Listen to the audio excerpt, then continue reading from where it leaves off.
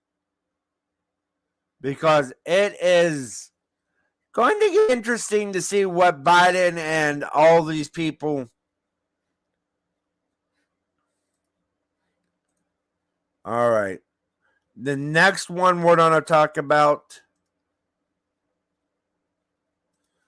is one it's pretty important to me because of the things that I've been through in life. This next one is pretty important. I'm going to keep an eye on what happens with this one. I want the Senate to pass this. This one needs to be passed in the Senate. House passes Born Alive abortion bill. What this bill does, House Republicans are spotlighting the issue of abortion as they roll out their legislative agenda in the new Congress, a move that comes after the Supreme Court's highly contentious decision last summer to overturn the landmark 1973 Roe v. Wade ruling. The GOP-led House voted on Wednesday to pass a bill that would require healthcare providers to try to preserve the life of an infant in the rare case that a baby is born alive during or after an attempted abortion. The bill is not expected to be taken up in the Democratic-controlled Senate, but passage in the House serves as a message opportunity for new Republican majority. The vote was 220 to 210. Under the bill, healthcare providers who fail to comply with the requirements for care could face fines or up to 5 years in prison. The bill would not impose penalties on the mother and would grant the mother protection from any kind of prosecution. Oh! So, the mother will not be held responsible. That is a very interesting thing.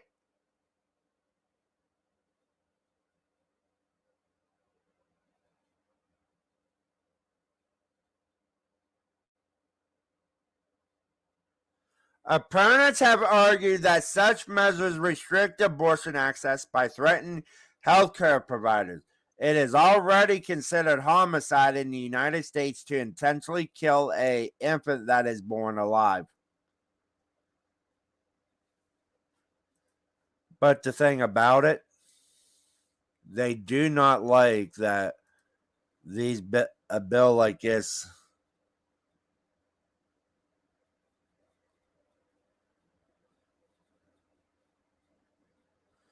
but yeah. But the mother wouldn't be held responsible. I don't think you should go after the woman, but yeah, that one right there would be out, and I know more than likely I won't see. All right. The next one we're going to talk about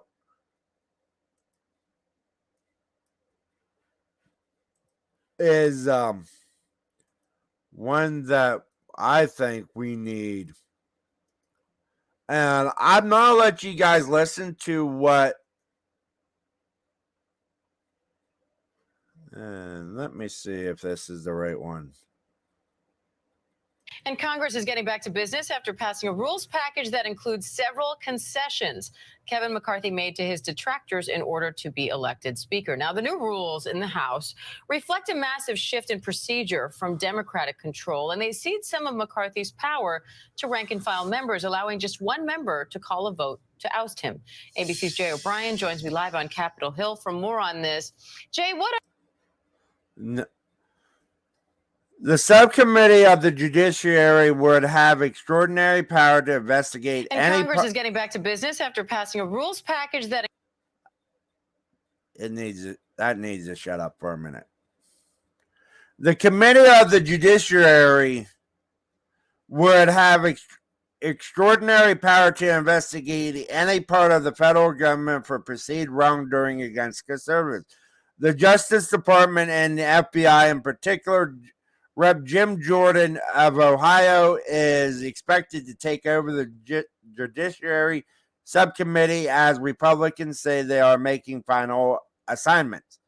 At a news conference Tuesday following a closed-door meeting of House Republicans, Majority Leader Steve Scalise outlined the establishment of the Weaponization of Federal Government panel as among the GOP's first priorities. We are going to set up that church committee to look at some of the federal agencies that are weaponizing government to go after families across the country based on their political views.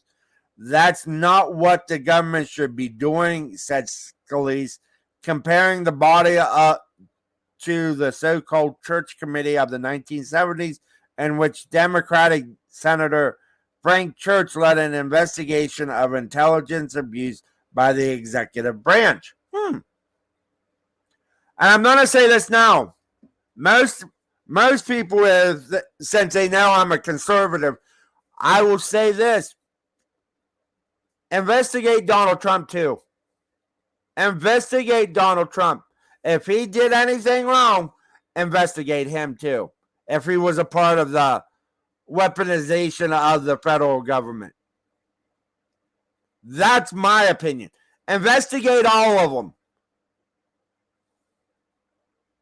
Go back as far as you can and investigate any wrongdoing by any president that used the law enforcement capabilities against the American people. I don't care what president it is. I say investigate all of them because that's what we need. We need transparency in Washington, D.C. We need transparency in Washington, D.C. There's no ifs, ands, buts about it. That's what we want. That's what we need. If you have a problem with it, that's not. I don't care. All I'm going to say, I'm not a Democrat, I'm not a Republican, and I'm not an independent. I'm a conservative. There's a big ass difference between the three. Between all of those. But this is going to be fun because this is going to show what this government is actually doing. So, and one more, I got one more for today to keep talk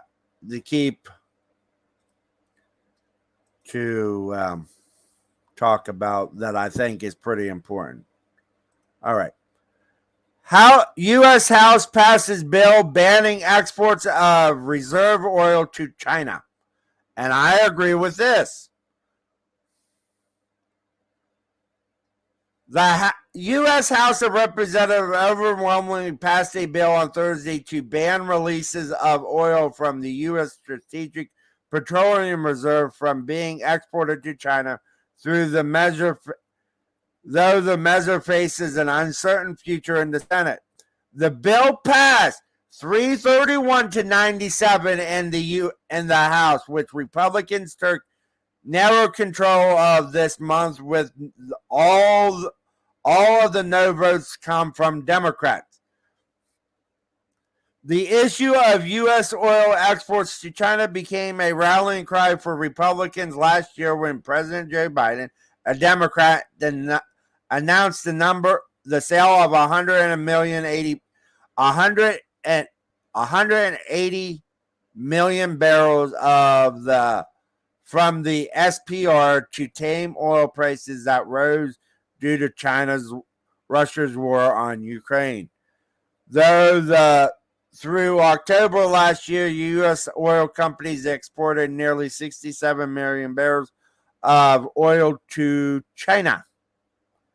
But in all of 2020, when Republican Donald Trump was president, the United States exported 176 million barrels to China.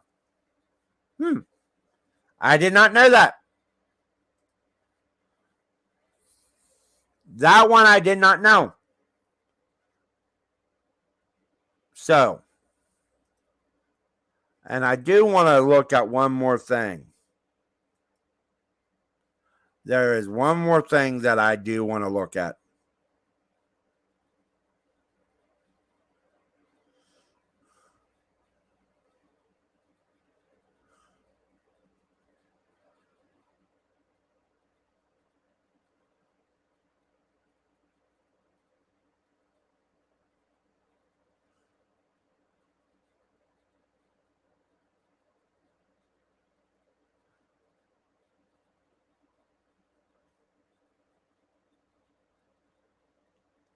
All right, never mind.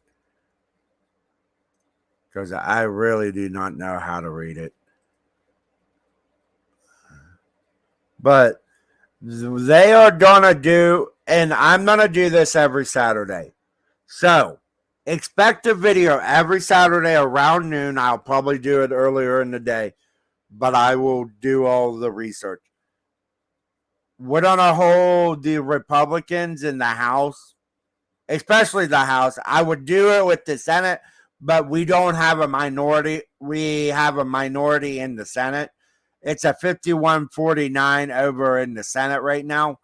But all I'm going to say is it's time to hold all these people accountable. I hope everyone has a blessed day. And please remember, be good to one another because we are in this together.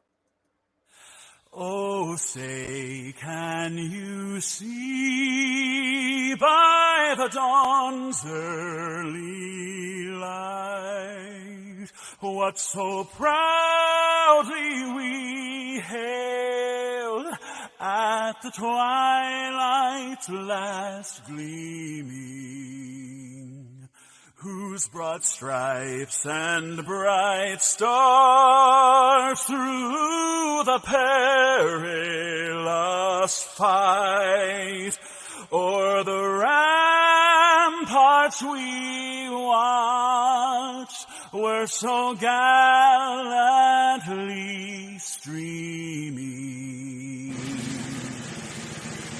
And the